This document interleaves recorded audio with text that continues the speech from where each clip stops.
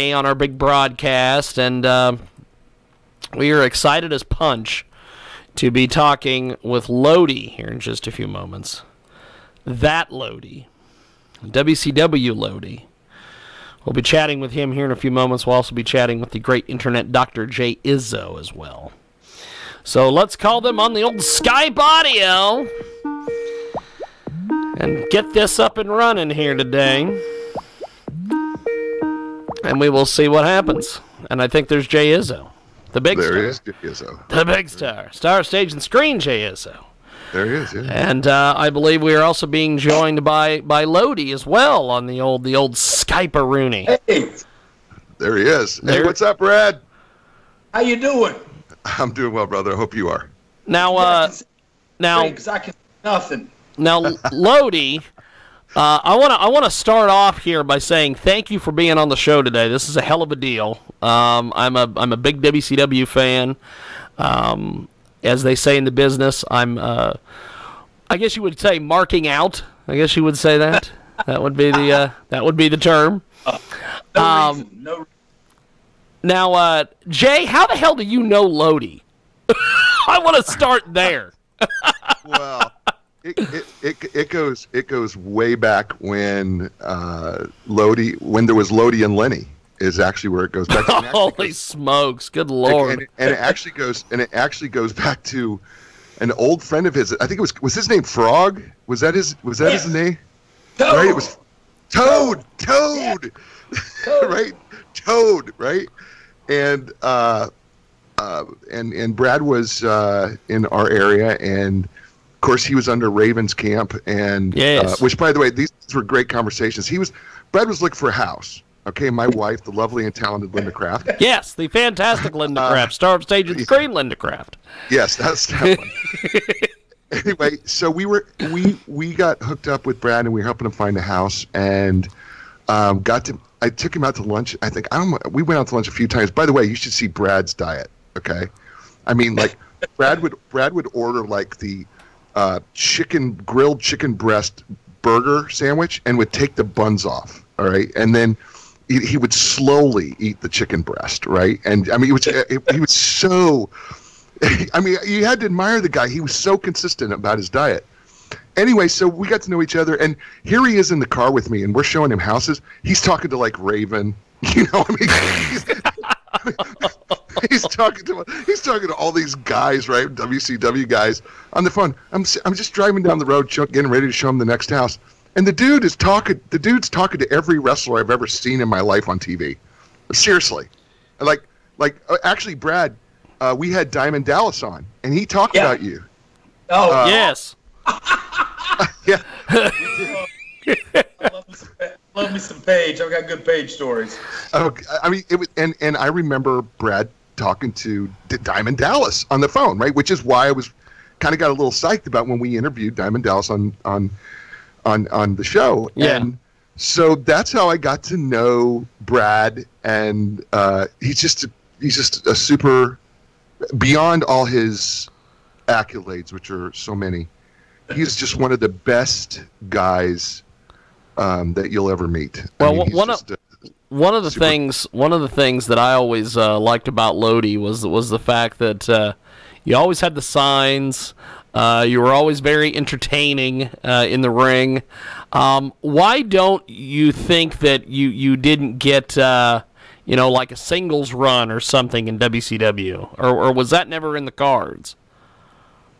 I think the whole thing with Lenny and I playing out the way it did, and the way WCW took us off TV for some time when we got in trouble with Glad, that whole run there kind of put a squash on the Lenny and Lodi tag team, and when they brought us back under standards and practices and tried to change our name around a couple of times, WCW was in its dying and last days. Yeah. And so, unfortunately, WWF at the time had already sucked up all the wrestlers they wanted, and Lenny and I were like two of the last ones out of the 60 or so that were left when the company got bought out to get let go.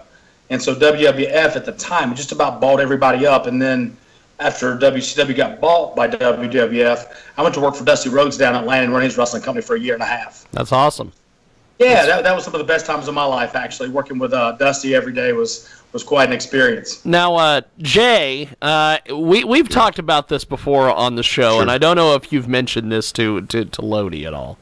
Okay. But the fact that you have been confused as a poor man's doppelganger for Kevin Nash. Yeah, I have been. Because see, we haven't seen each other. Okay, I'm going to turn on my camera. All right, I'm just going to turn on my camera so that Lodi can see me here. So my hair is way below my shoulders now. And and I've dropped a whole bunch of weight since the last time you saw me. Oh. And so I get this whole, I'm going to take off my headphones here real quick. I'm kind of trying to get it out of there for you. Yeah, but look at that long hair. So I get this occasionally. I get this, oh my God, Kevin Nash. I kind of get that every day. Because, I'm 6 feet 5 inches tall. And Kevin's like 6'9", right? Kevin is a legit 6'11 3/4. Yeah, I mean, holy smokes. He's a big. He was a center at Tennessee. Yes, I know. And, the thing about Kevin is he's so big, but when you spend all day in the arena with him, you're in a big open building. You never realize how big he is until you go into a normal building, right. And he has to duck to go in every single door. And you're like, dude, you are so tall. So I mean, it's amazing how when you spend all day in an arena with somebody, you just kind of forget how tall they are until you start living everyday life with them. All of a sudden, you're like, man, you're out of control. But yes, I see that. So I get a little bit of it. Yeah, the cool thing with Facebook now is I'm able to see your pictures, and the funny thing is, when you guys met me, I was living in Carolina Beach, and I see you spend a lot of time down there now. Yeah, that's the irony. What a small world. I was telling that story at lunch today. I'm like, they drove to Wilmington so I could sign the paperwork for my house, and now those cats are in Wilmington every weekend. They're living my life. I'm jealous. Well, here's the thing. We met you at the Outback. At Wilmington, right? Because I lived in Carolina Beach. Just to sign papers with you. Yes. I think we had like a glass of wine or a beer or something like that, and then we signed papers and we went back home. That's how cool you guys were to me. You brought papers all the way to Carolina Beach because I don't think you trusted me to make it to Raleigh and back. Oh, that's funny. So Brad, first of all, I've got to say I'm so proud of you, man. I really am. Thank you, sir. I can't say that enough to the people. When we've known Brad long enough to know his struggles and his victories. And I'm just telling you, if you do not get the opportunity, you need to follow him on any of his social media. And I really love his Instagram stuff. I love his Facebook stuff. And I'm going to let you give all the places where people can find you, certainly.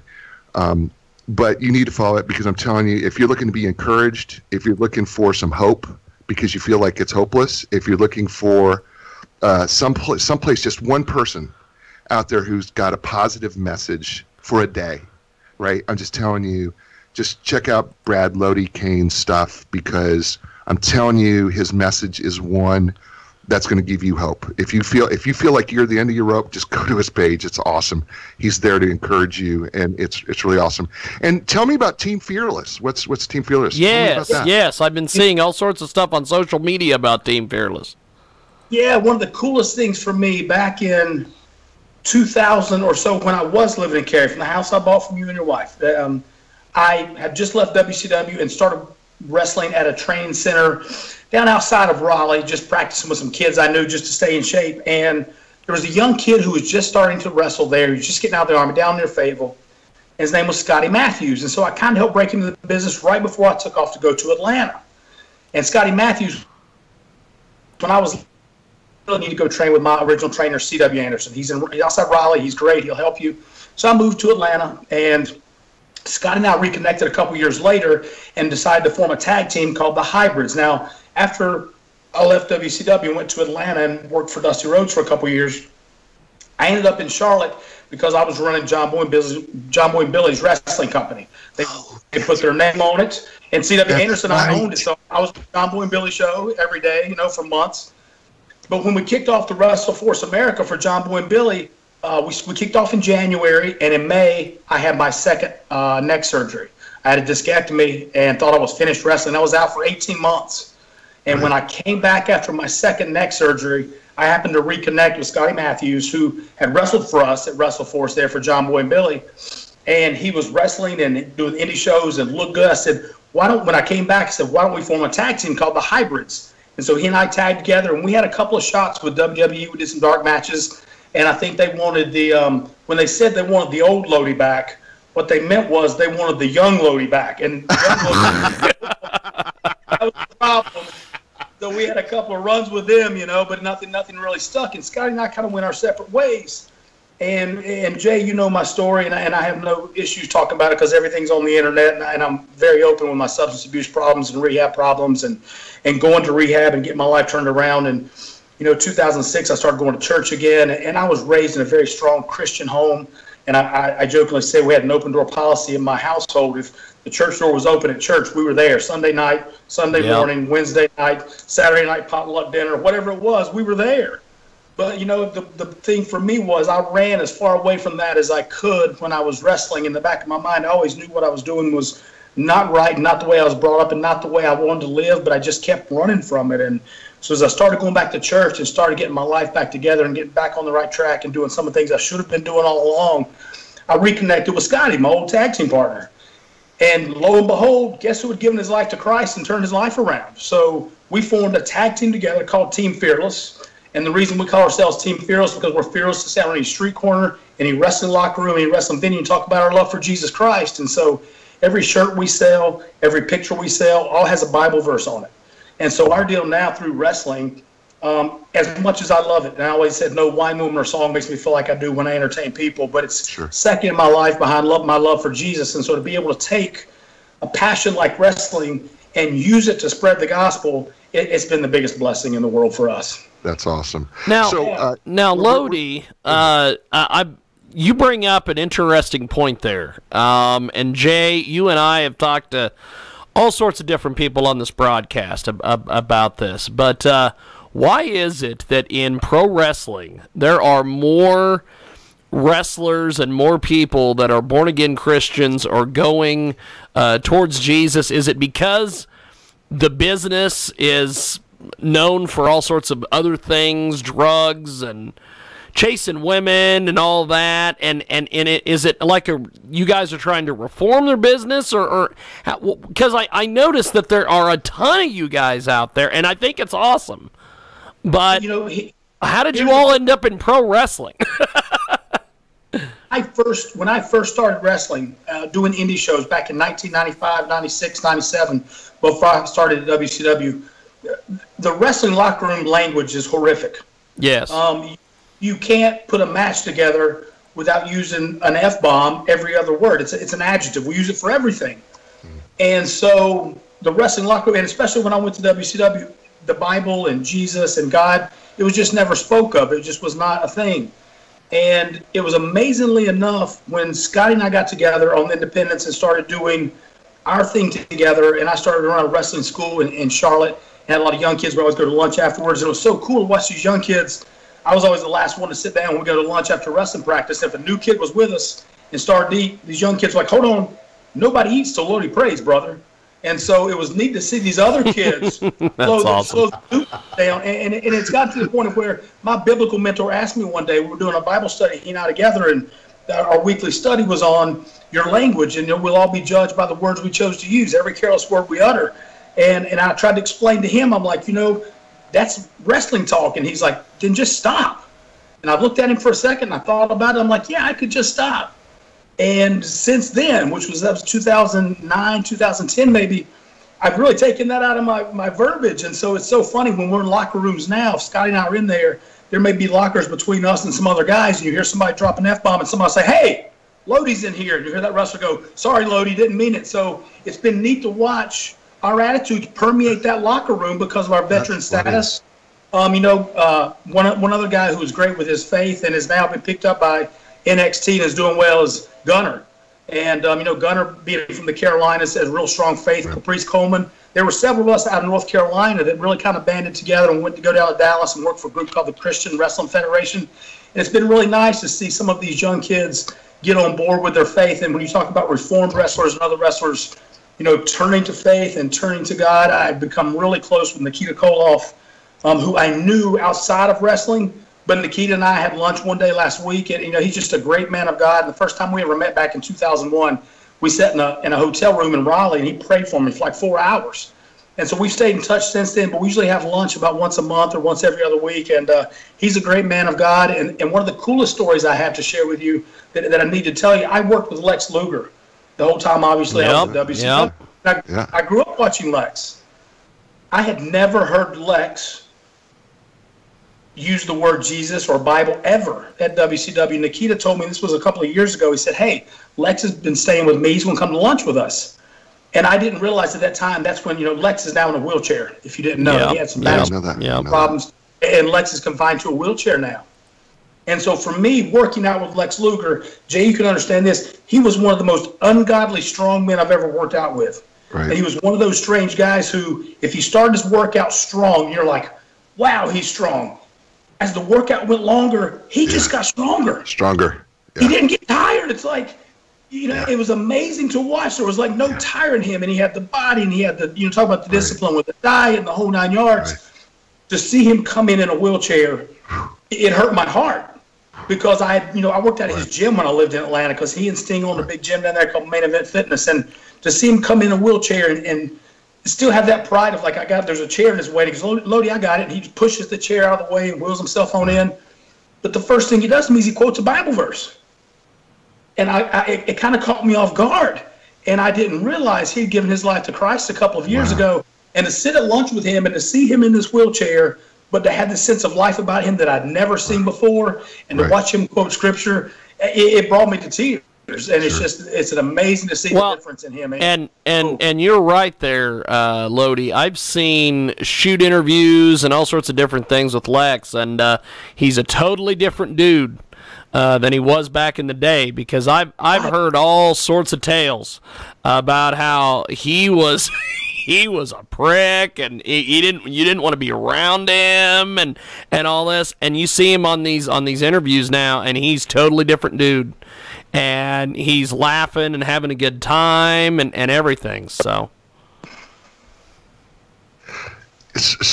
Brad, how do people get? Can people buy the shirts? Can they buy like the Team Fearless shirts and things like that? Yeah.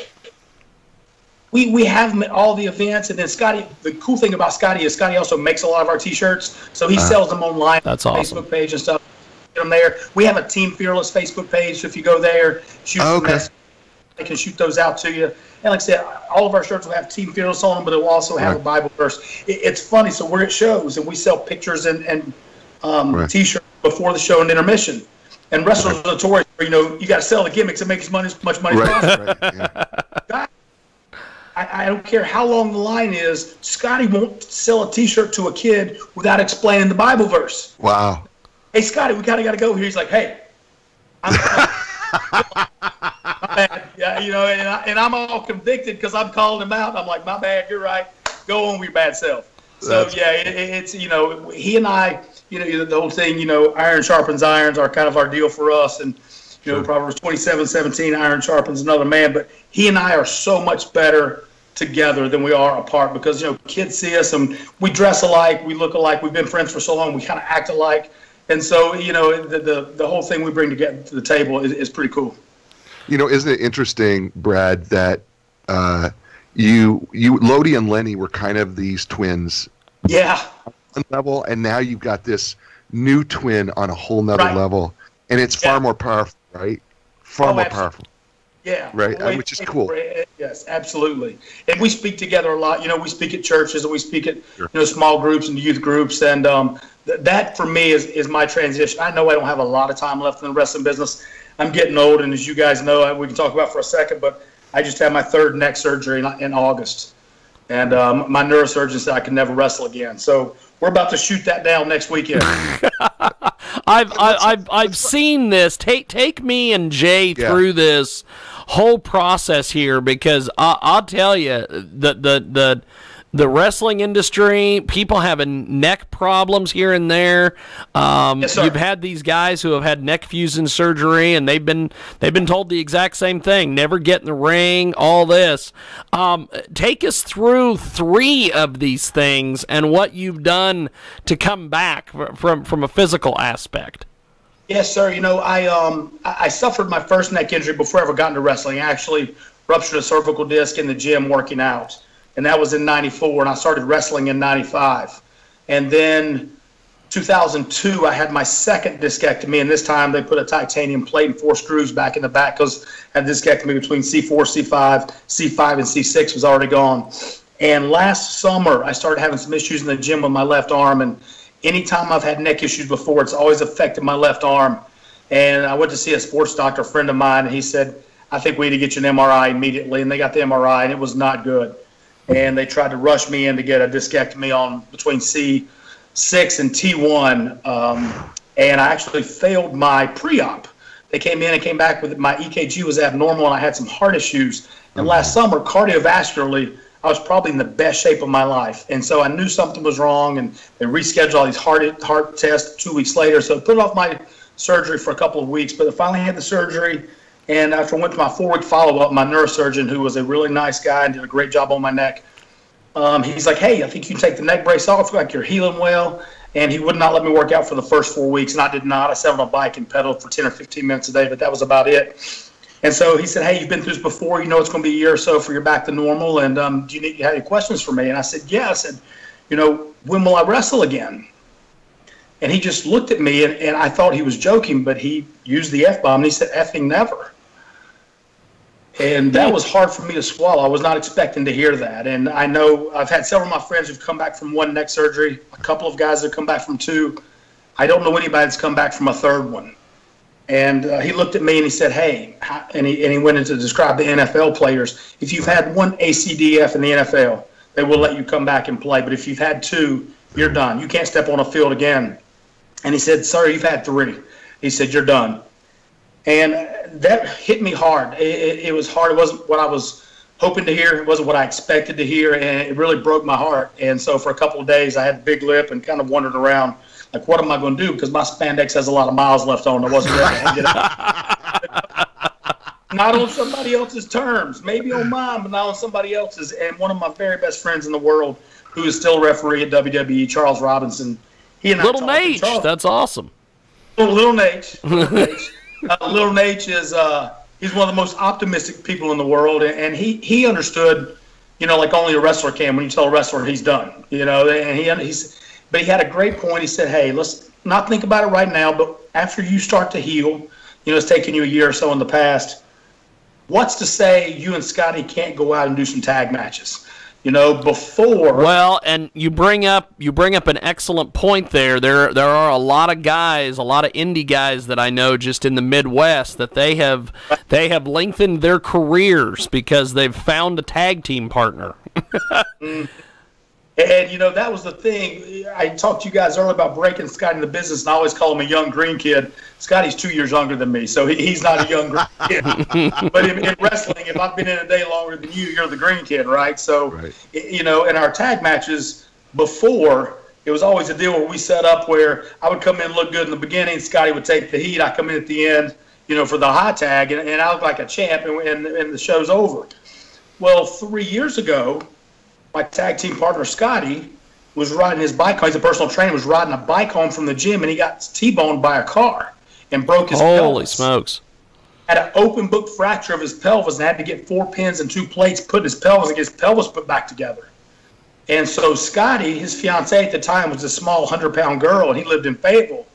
And I came to this, he has had emergency surgery in Chapel Hill, and I said, Scotty, there's no way your fiancée can take care of you. She's too small. I said, you're coming to Charlotte with me. And I moved him here and took care of him for 3 months until he could walk again. He was in a wheelchair, but until he could get up and get on crutches, there was no way. And so my townhome is 3 floors, and all the showers are upstairs. So we put Scotty in the middle floor, and I'd carry him upstairs to put him in the shower. And Scotty's a big boy. This guy's about 275, 280. So I was hauling him up and down the stairs to get him out of the shower. But we got him healed back up. But when he came back from wrestling, because the doctors told him he would never wrestle again either, we switched it around, and Scotty came in at the beginning. I took the heat and let Scotty come in at the end. So after a couple of months of starting to heal and getting back in the gym and lifting some weights again, I called Scotty. I said, Scotty, if I get back to a certain point to where I can come out, run around, do the opening of the match, would you be willing to take the heat and let me come in on the end? And he said, oh, if you're asking, the question is yes. We're done. You tell me when we start back. So next weekend in Kinston, March 3rd. Wow. Yeah. Wow. We are speaking with our good friend, Internet Dr. J. Izso, and he's got us a heck of a guest today. Former WCW superstar Lodi joins us today. He's had 3 neck surgeries, and he's going to be making his grand return to the world of professional wrestling next weekend. We're streaming this also today on Facebook Live and 50-plus AM/FM stations across the country and around the world. iHeartRadio as well, Talk America Weekend, and we're getting some texts and a lot of things from the fans that are watching us live. A lot of people miss you, my friend. That is great to hear. That makes the old man's heart feel good.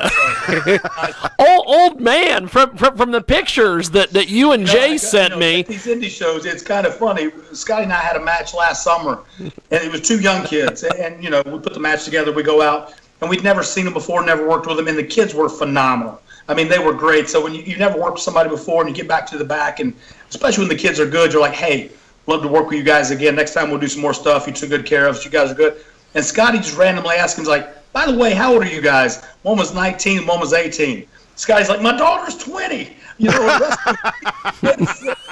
when I say they're kids, man, I am kind of the old man. It's like, I don't know about that, brother. I'm looking at these photos of you. You don't look a day over 25. You know what? I understand. I have to color my hair.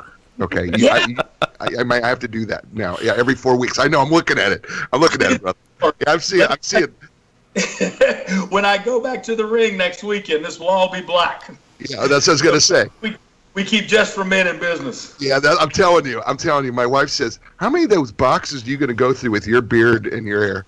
And I said, listen, I told you to invest more in stock. I said, did you invest more stock? I said, it's okay. I said, now they know, Lodi's got it going on. I said, man, we can jump that stock in a hurry. Yeah, so, there are several of my wrestling buddies. We should do just for men commercials, really. I'm telling you. So take me through, if you don't mind, take me through back in the day, WCW days, right? Take me through what you felt like. What was the highlight for you? I mean, when you were back there, what was that highlight like? What was the thing that just stood out? Because I was fortunate enough while you were in WCW. I was fortunate enough, and you were kind enough to give Lynn and I a couple tickets to go to Chapel Hill and watch you wrestle, and which we had just a blast. There's a story. I don't know if you know the story about me getting in a fight with the guy next to me. I don't know if you know that story. I haven't heard that story. The Internet Doctor KO'd some guy at a WCW house show? Here's what happens, right? Linda and I are in the seat. There is a guy smoking a cigarette right next to me. Lodi, I do not do well when first of all, you're not supposed to be smoking. Right, you're in the ding dome. Right. So I literally grabbed the dude's hand and put it that's holding the cigarette, and I put it out. Right? Literally put it out. And the dude stands up, and then I stand up all 6'5", and I said, come on. I said, I'll throw you 6 rows over the seat. I said, we'll have our own ring right here. And I mean, the crowd is standing up. The crowd stand up. The security people came down, and this is all happening this is before your match starts, okay? Yeah. The security people are coming down. Fortunately, they removed the guy because he was the one smoking, right? And I got off with a warning. Man, that's all I did. I got off with a warning. Yeah, of course you got off with a warning. Yeah, that really happened. That really happened during. That's your thing. Awesome. But what is your? I mean, talk to me about like what you felt like was like. This is the moment when you were in WCW. What was that? What was that like? Truly, Jay, I had so many of those, and I can share a couple of them with you. My very first night on TV, I'm in a bar with Raven in Atlanta. And I've been working as his personal assistant. I had done some, you may not remember this, but WCW had a show on the weekends called the WCW Pro. They had a ring that spun around in a circle. Yep. It was down at the Universal Studios. Down in Orlando. Right, and we would film the shows down in Orlando, and those were put in the can. And I had done a couple of those matches, and as my name, Brad Kane, because I was down at the power plant. And Raven had hired me when I first moved to Atlanta as his personal trainer. And so I was working as a personal trainer. Within a week, he hired me as his personal assistant, basically just to run some errands for him when he wasn't home. And we were sitting in a bar one night at 11:30, and he was mad at me because he was home on a lot of weekends. Well, I was always going doing indie shows. So when he was home, I was gone. When I was there, he was on the road. He said, "Man, I really need you on the road with me." And I'm like, "Well, that'd be great if I had a job, with WCW." So it's 11:30 at night, and he goes, "You know what? Hang on a second." He picks up his cell phone, and he calls Terry Taylor, who was the head booker. It's 11:30 in the bar, and he goes, "Hey, what do you think about Brad Kane down at the power plant?" Yeah, I know he's good. What about if I put him in the flock on Monday at Nitro? And he goes, "No way, no. So not Monday? Oh, on Sunday at the pay-per-view." All right. So Raven hits the phone, and he looks at me. It's 11:30 on a Thursday night, right? He said, "You got to be in Detroit for the pay-per-view on Saturday morning." He said, "Get you a ticket. WCW will pay you back." And he looks at me. He's like, "Hey, you don't look much of a star. We need to change your look up. Who can we make you? Hey, you like Billy Idol. Go get your hair cut and dye it blonde and go get some black pants." You know what's funny is that impression that you just did of Raven is spot on. Hey, you look like Billy Idol. When you spend half your life with him, he kind of it rubs off on you. I'll tell you a funny story about he and I. And so we've been friends for a very long time. This is back in '97, and we used to fight like cats and dogs. I mean, for days over the most minuscule thing. I'd be like, "Raven, the sky's kind of blue tonight."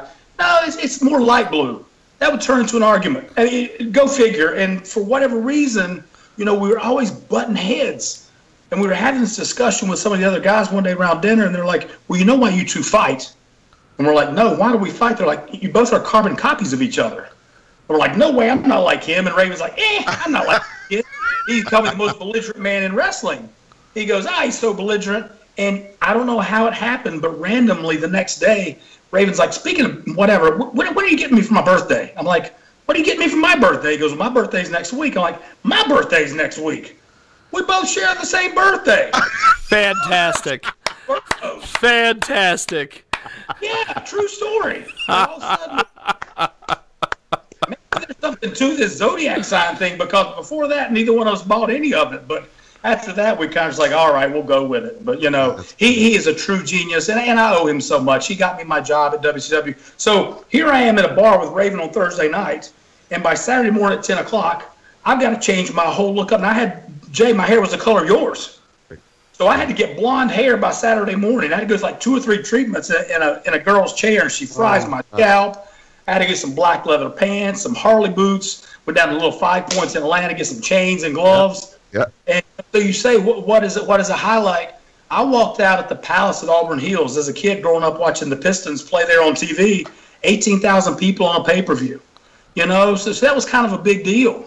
And so that was cool. And then, to wrestle at a big pay-per-view in Winston-Salem, with my family there, my mom, my dad, my grandparents got to come and have some of my family and friends there. That was cool. I was a guest VJ on MTV and VH1, and who would call a small boy, grew up on a farm, would end up on MTV, judging videos. I mean, that's just ridiculous. That's awesome. And so there were so many of those, from our pay-per-views in Las Vegas to all the cool things we got to do that just you only dream about as a young kid. Right. And so that was cool, in the fame and people knowing your name and signing autographs and getting swamped at dinners and things like that. That was all cool. But I also know, and I got to talk about this too, at this point in my life, God gave me a lot of those things. I realize now, basically, this credential now to talk to kids.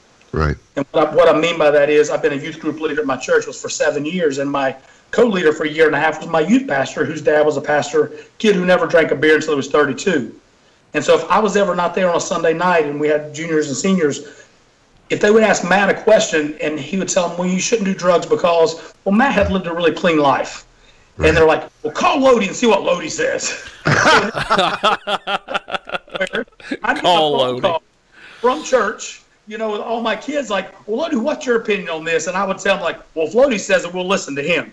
Because if you don't have that background, that understanding, and so when I tell kids, everything that shines isn't gold. It seems, fame is awesome and the money is awesome and whatever, and sometimes you put your stock in all the wrong things. Right. Well, you know what I constantly tell people on a regular basis when people are going through things or I say, sometimes our pain is not for ourselves. It's to go through it for someone else. Right. Because it's our store. It's that thing that we go through so often that, maybe it does groom us and maybe it does part of our change. But so many times it's worthless if we are not using it to help or encourage someone else to get through whatever they're going through. Yes, sir. Because we've been there. And I'm a big, as you know, I'm a big believer in that God doesn't waste anything. And so I'm a real big believer in that, and as a whole. And so I agree with you. And I think it's cool because I think it's really neat that, the kids are going to respond to you in a different way than they're going to respond to a pastor who was a PK, right? Preacher's kid. Yeah. His whole life. Yeah. I mean, what do you know, man? I mean, if I've always lived my life clean, maybe I can ask you about how do I keep it clean. But right. Man, I'm on the streets, man.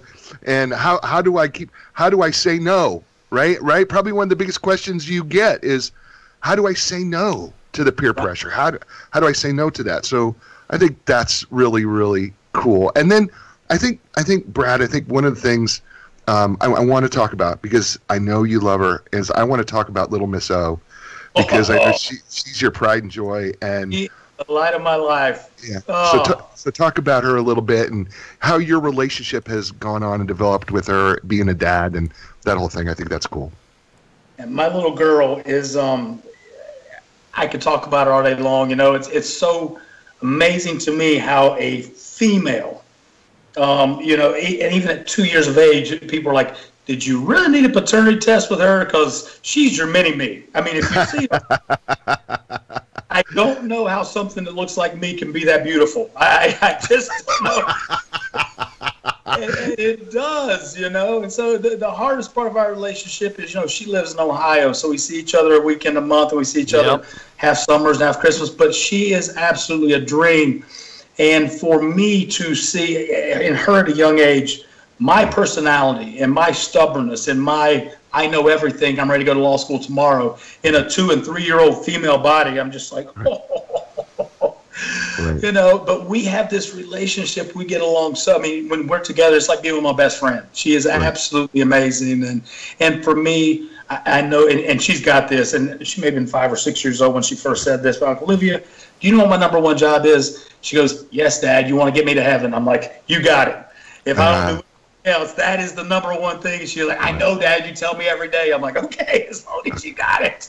That's awesome. And it is. And, and she's had such a great impact, when she's here with me in the summer, we do our Bible verses and Bible reading every night and pray and go to church on Sundays. And it's been really neat to watch her at 6, 7, and 8 years old go back home and influence her mom and her family back home to go to church and do that. So, and a young girl that, surprisingly, Jay, you may not know this from just seeing her pictures and stuff on Facebook, but her dream and her thing in life is she's an actress. She's doing Guys and Dolls Jr. She was the lead in Jungle Book. She just finished Mary Poppins. The girl can't stop performing.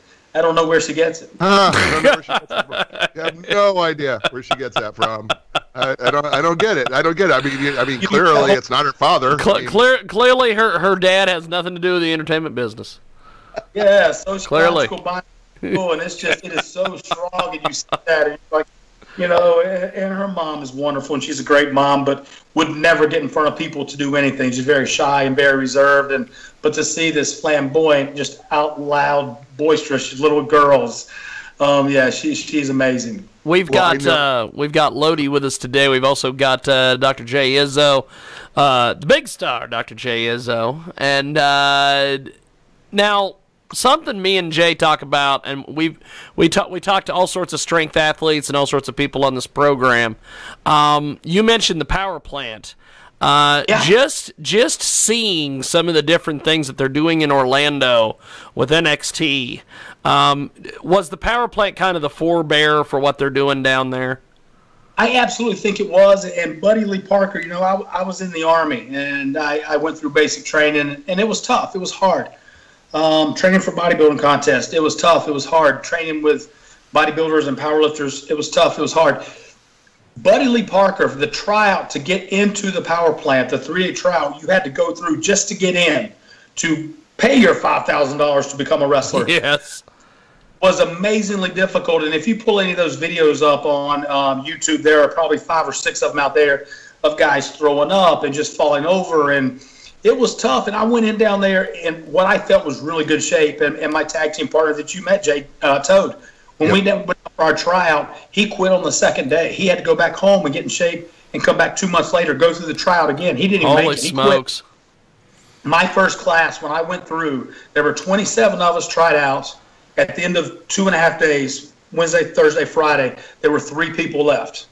And it was me, a guy who was 6'5", and a tall guy, and a guy a little shorter than me. And they had us in the office, and they said, Brad, you did a great job. We'd like to invite you to come back and be part of the power plant. And the guy that was 6'5", they called him Spider-Man, said, Spider-Man, we'd like for you to come back and be a part of the power plant. And there was the other guy who had made it, who was a little shorter than I was. They looked at him and said, yeah, you're really too small. We can't use you. So he goes all the way through all this, and then they said, "Yep, see you later." After they took his $250 to try out, of course.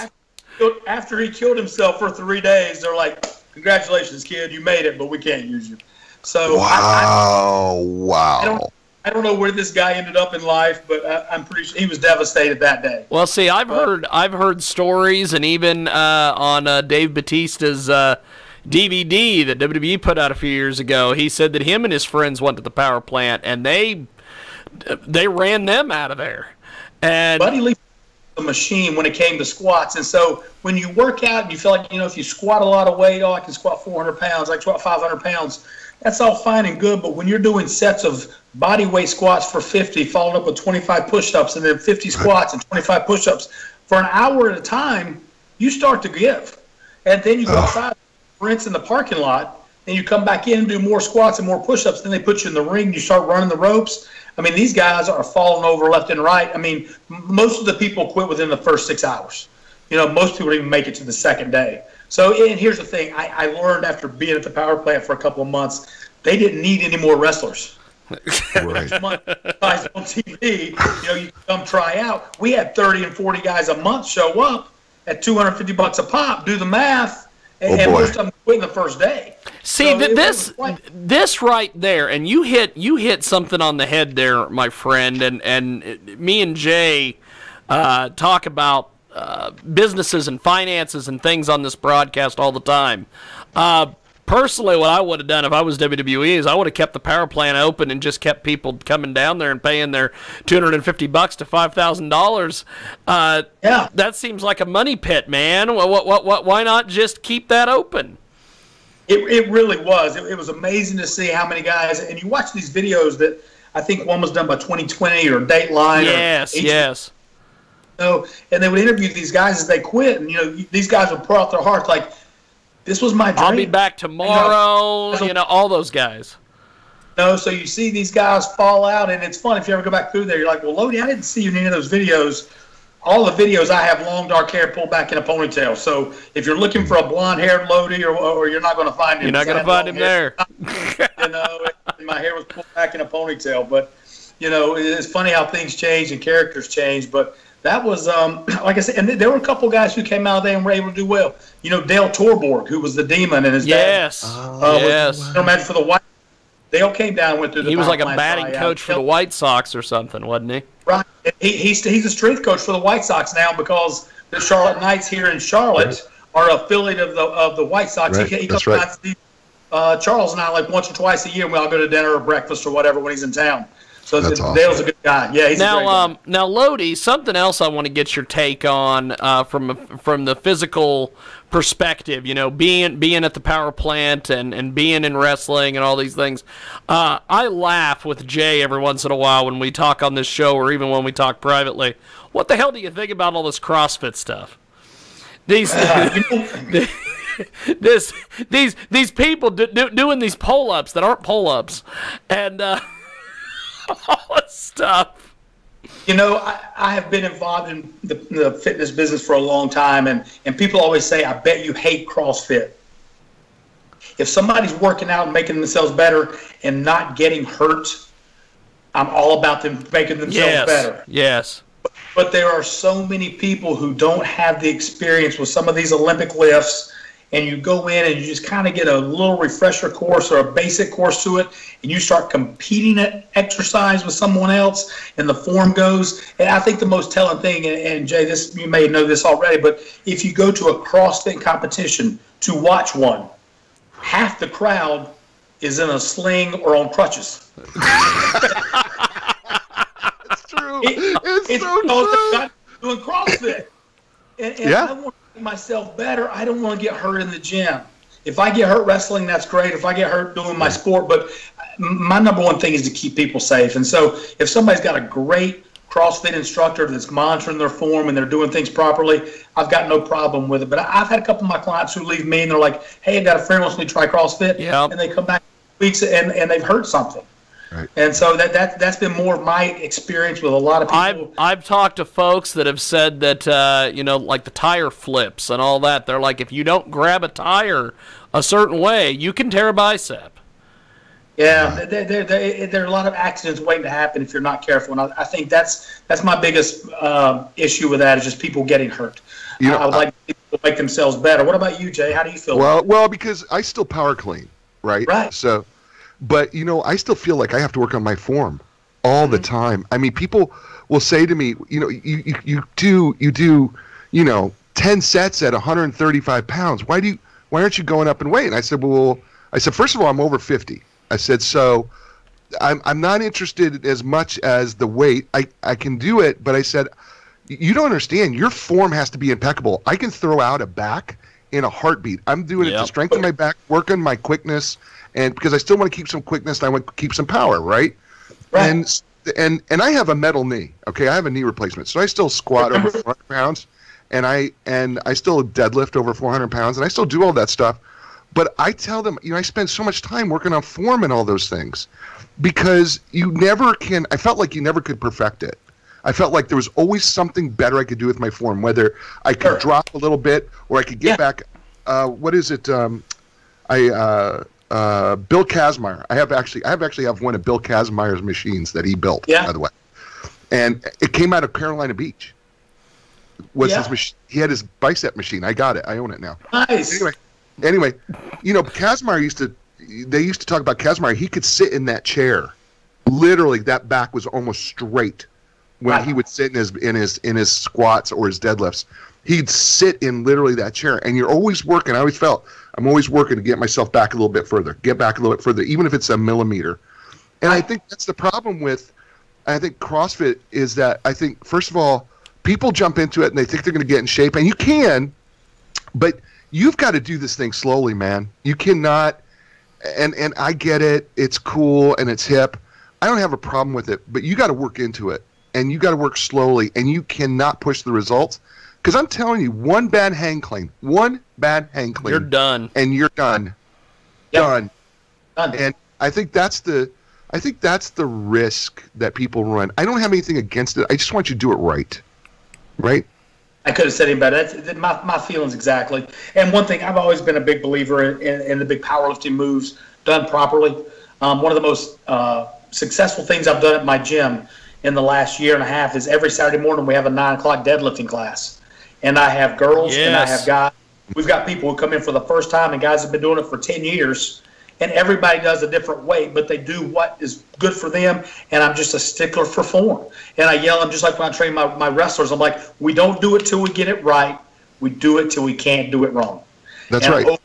Over, I just hammered them, because if your form, like you said, one bad hang clean, you let your form slip on a heavy deadlift, and you're going to get hurt.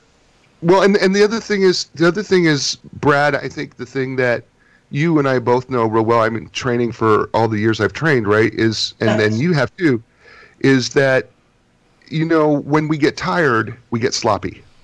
Yes. And so I constantly want to remind people, you really don't have to go that next weight up. Yeah, I mean, you got to check in with your form, man. You don't have to go the next weight up. There are so many days that my body doesn't feel right that I'm telling you, it's just a day that, you know what? We're just going to do series of reps at 225 today. This is what we're doing. We're just going to do a series of reps because my body's not right. I know that I'm going to get sloppy. So you know what? We're just going to rep this bad boy out, and we're going to keep going back at it, And that's what it is. And you have to, if people would just listen to their body, right? Jay, I call that wisdom, because when you and I were 25 and we went in feeling bad, we're probably going to push through that and get hurt and limp for a week. But not now. But now, after all these years, we finally realized, let's come back tomorrow and let's come back next week when we're feeling better. And, I know, it's true. Yeah. It's true. I mean, I was somebody was in there. They were watching me deadlift, and I don't know. I think I had 365, right? And I was doing like 3 or 4 reps at 365, and the guy goes, "Oh man, that looks so easy. Are you going to go up?" You know, like he was like real interested. I'm like, "Nope, not today." He goes, "Not today, dude." He said, "Dude, you controlled the waist, and I'm watching you. You didn't bounce it. You didn't do anything, and it looked easy." And I said, "Well, I'm just telling you, my body just says this is where we're stopping today." Yep. Right. Yeah. That's it, and I'm done. And I just wish people would listen to their body, right? I mean, God gave you one of them. You're not going to get another one, right? Yes. And so pay attention to it. It'll tell you when you should eat. It'll tell you that I need water. It'll tell, and by the way, drink a lot of that, folks, water. It'll tell your body, I need to be stronger or I'm weaker here. Pay attention to it, and then stop. It's okay to stop. You don't have to grind it out. I mean, there are times when I do, right? I'm sure you do too. Yeah. There are times when, you know what, you're feeling it, and you're like going, "Oh, I'm going to blow the chest out today," and you're drop setting until you've got 5-pound dumbbells in your hand, and you can barely lift, right? I mean, that's just it. I love training. I do it every day. And then the other thing is, guys, I just really wish you do more cardio. Guys, seriously. You're in the gym, and I know you want to look bigger, and I know you think it's impressive that you can get on a bar and, you know, you can put on some plates and you can bench press plates. But for crying out loud, would you do some cardio? And the other thing is, would you do some legs? Because as a good friend of mine who used to play professional football. That's fantastic. Right. A good friend of mine used to play professional football for the Detroit Lions and is now in a wheelchair.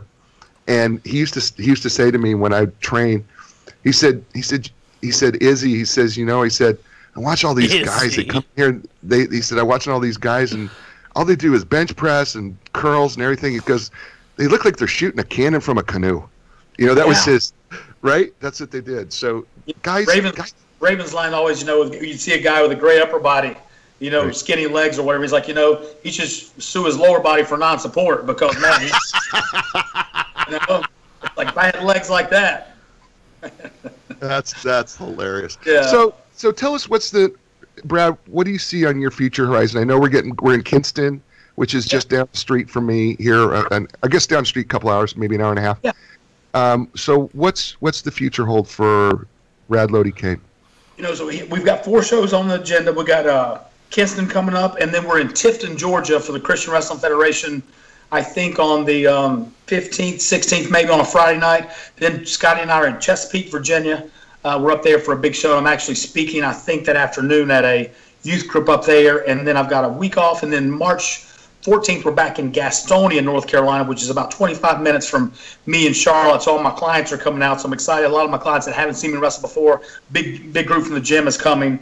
And once I start wrestling again, because I have not been in the ring since last June, once I start wrestling again, my wrestling schedule will start to fill up. I typically stay booked about 2 months in advance, and I've got an idea. I would like to wrestle for maybe 2 or 3 more years before I hang it up on my own and say, okay, that's enough for me. And I've started to pick up my speaking engagements. I've been working on that, and that's what I would really like to transfer over and do more speaking, which I really love and really enjoy doing. Because my thing is, when I do stop wrestling, I have to still have a way to spread the gospel. And so thankfully, the more I wrestle, the more people come on like, hey, could you come speak at my church? Hey, could you come speak at my business? Could you come speak at, to my youth group? And so those kind of things feed off each other. And so once I start, my schedule starts to fill up. And so I'm pretty excited about that. So if people wanted to book you, whether it was for a speaking engagement or maybe like a wrestling seminar or to work something,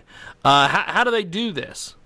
They can find me on Facebook at Brad Lodi Kane. I've got a Lodi Facebook, and then Twitter's Lodi1Brad, Instagram, social media. Any way you can find me, I'll answer. I'm pretty easy to find. So he is. I'm going to tell you something, folks. He is so. I'm telling you, he's not. he's not one of these guys that you can't actually talk to, and he will talk to you. I'm just telling you a true story. I was teaching college, and there was a young black lady in my college class who said, "Oh my gosh, I saw that you're friends with Brad Lodi Kane." And I said, on Facebook, I said, "Yeah." She goes, Do you think he'd be okay if I friended him?" And so I contacted Brad and gave him her name and said, "Hey, Brad, this is one of my students. She would really love to connect with you. She's a big fan and everything." I said, "Are you okay with that?" And he was cool with that. And sure enough, he connected with her, and she comes to me in class. She gives me this giant hug. She said, "He accepted my friendship. He accepted my friendship." Right? But that's he's over. It's good. But that's who he is. I mean, that's the man. That's the integrity of the man, and I love him so much because, and I know I sound like I'm turning in my man card, but I'm not.